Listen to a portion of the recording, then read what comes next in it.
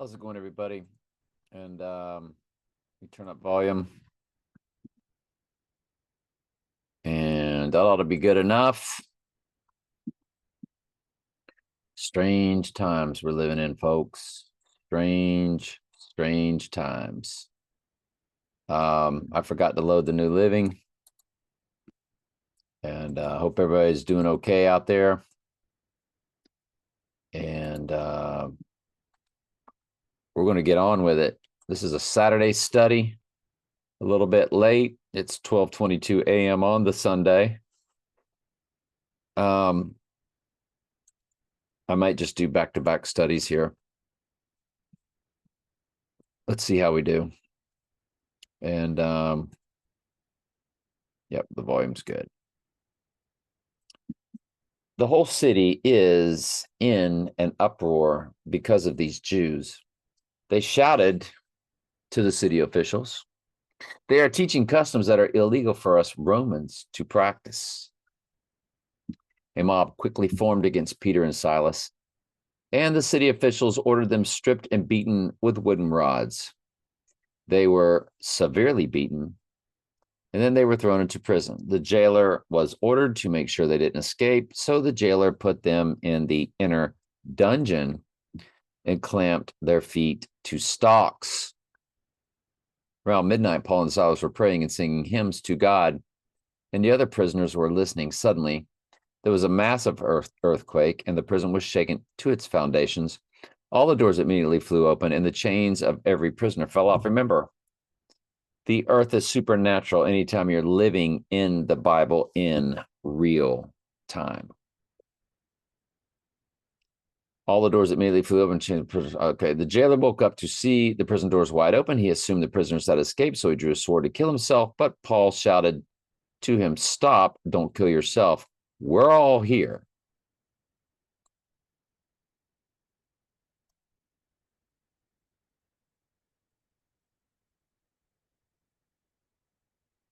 And the keeper of the prison, awakening out of his sleep and seeing the prison doors open, he drew his sword and would have killed himself, supposing that the prisoners had been fled. But Paul cried with a loud voice, saying, "Do thyself no harm, for we are all here."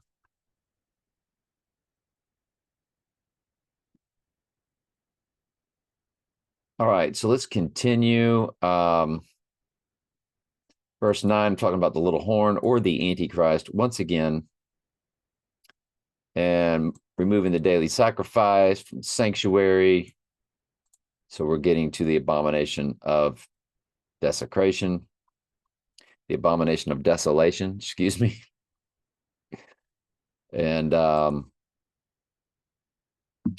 of one of them came forth a little horn, which is the Antichrist. Jesus said the Antichrist would be here in his own name, and a trump is a horn, and a horn is a trump.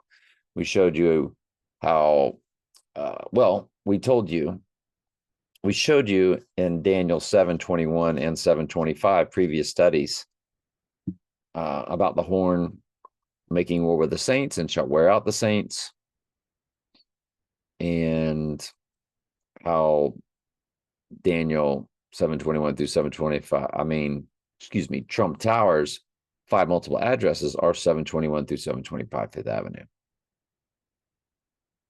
Anyway, the Antichrist little horn here, which waxed exceedingly great toward the south, toward the east, and toward the pleasant land, and it waxed great even to the host of heaven. And it cast down some of the host and the stars to the ground and stamped upon them. Yea, he magnified himself even to the prince of the host, and by him the daily sacrifice was taken away, and the place of the sanctuary was cast down, and an host was given him against the daily sacrifice by reason of the transgression, and it cast down the truth to the ground, and it practiced and prospered.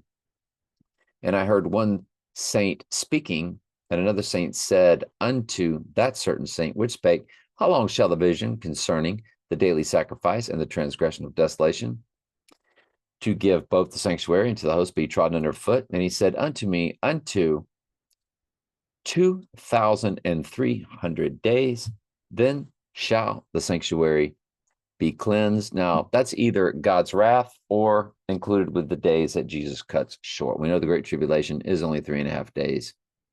per my Revelation 11 studies. Just go to the playlist and go through them. And when it came to pass, when I, Daniel, had seen the vision and sought for the meaning, then behold, there stood before me as the appearance of a man.